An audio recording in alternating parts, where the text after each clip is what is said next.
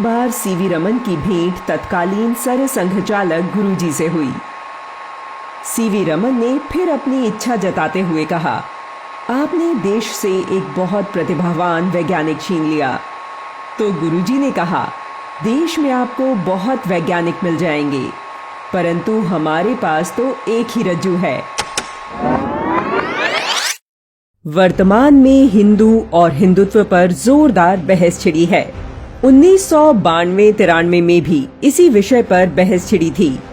तब रज्जू भैया ने एक ब्रिटिश पत्रकार को ऐसा मजेदार उत्तर दिया कि वह हक्का बक्का रह गया। 1993 में रज्जू भैया लंदन प्रवास पर थे।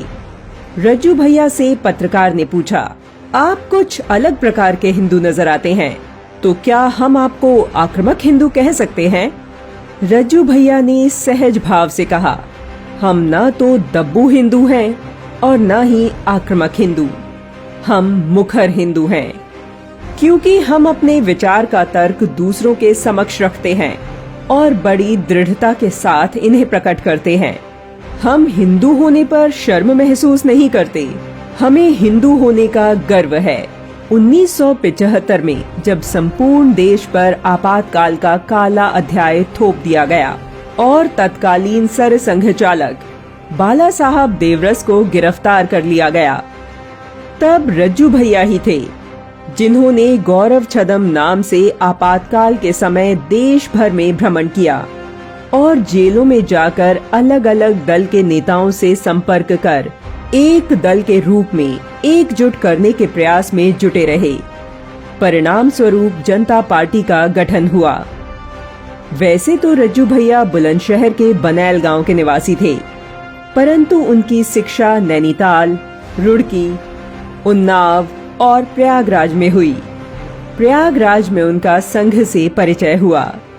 रज्जू भैया, जिनका पूरा नाम था डॉक्टर राजेंद्र कुमार, मेधावी राजेंद्र के सबसे बड़े प्रशंसक, भारत रत्न और भौतिकी के नोबेल पुरस्कार विजेता सीवी रमन भी थे। सीवी रमन जब प्रैक्टिकल परीक्षा लेने प्रयागराज विश्वविद्यालय आए तो उनकी प्रतिभा के प्रशंसक हो गए। सीवी रमन ने तत्काल उन्हें बेंगलुरु चलने का ऑफर दिया, परंतु रज्जू भैया ने उन्हें स्पष्ट रूप से मना कर दिया। डॉक्टर भाभा ने भी तत्कालीन प्रधानमंत्री नेहरू से अनुमति लेकर उन्हें अपने साथ काम करने के लिए बुलावा भेजा, परंतु डॉक्टर भाभा भी असफल रहे। एक बार सीवी रमन की भेंट तत्कालीन सरसंघ चालक गुरुजी से हुई। सीवी रमन ने फिर अपनी इच्छा जताते हुए कहा, आपने देश से एक बहुत प्रतिभावान वैज्ञानिक छीन लिया। तो गुरुजी ने कहा, देश में आपको बहुत वैज्ञानिक मिल जाएंगे, परंतु हमारे पास तो एक ही रज्जू है। रज्जू भैया कुशल संगठनकर्ता तो थे ही, वे दूरदृष्टा भी थे। यही कारण है कि वे कहते थे, देश के स्वाभिमान, पुरुषार्थ को जगाना आवश्यक है। उनके इसी विचार में आत्मनिर्भर भारत का सपना पल रहा था। विजन में देखते हैं कि दुनिया का सबसे श्रेष्ठ देश भी होगा, सबसे धनवान देश होने की आवश्यकता नहीं है, चरित्रवान होगा, प्रॉस्परस भी होगा और विश्व को इस झगड़े वाले, संघर्ष वाले रास्ते से हटाकर समन्वय के, प्रेम के, आपस में मिलकर चलने के, भाईचारे के इस मार्ग पर चला सकेगा। मगर वही चला सकेगा भारत कि जो खुद मजबूत है, समृद्ध है और किसी के आगे हाथ फैलाने के लिए किसी चीज में तैयार नहीं। रज्जू भैया गौ संवर्धन सहित मदरसों में दी जाने वाली शिक्षा को लेकर भी चिंतित रहते और मुस्लिम बच्चों के भविष्य की चिंता करते थे। उन्होंने मदरसे की कैरिकुलम का स्टडी किया है, उसमें उनको बायोग्राफीज पढ़ाते हैं। तो बायोग्राफीज में आपको सुनकर आश्चर्य होगा, 100 बायोग्राफीज 5 साल में मदरसे में पढ़ाते हैं।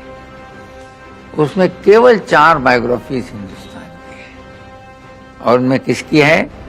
मौलाना आजाद, जाकिर हुसैन, महात्मा गांधी, जवाहरलाल, और बाकी हारून रशीद, सुलेमान, उमर, हजरत अली, सब जिन देशों से उनको बेचारों को कुछ मतलब ही नहीं है। और उनको विवेकानंद नहीं मालूम, उनको रामकृष्ण नहीं मालूम, उनको बंकिम चंद्र नहीं मालूम। आज उनकी इसी चिंता को दूर करने का प्रयास वर्तमान सरकार कर रही है। मदरसों को आधुनिक शिक्षा पद्धति से जोड़ने का प्रयास निरंतर हो रहा है। रज्जू भैया ने संपूर्ण जीवन राष्ट्र की सेवा में अर्पित कर दिया। ऐसे विराट व्यक्तित्व वाले रज्जू भैया को शत शत नमन है।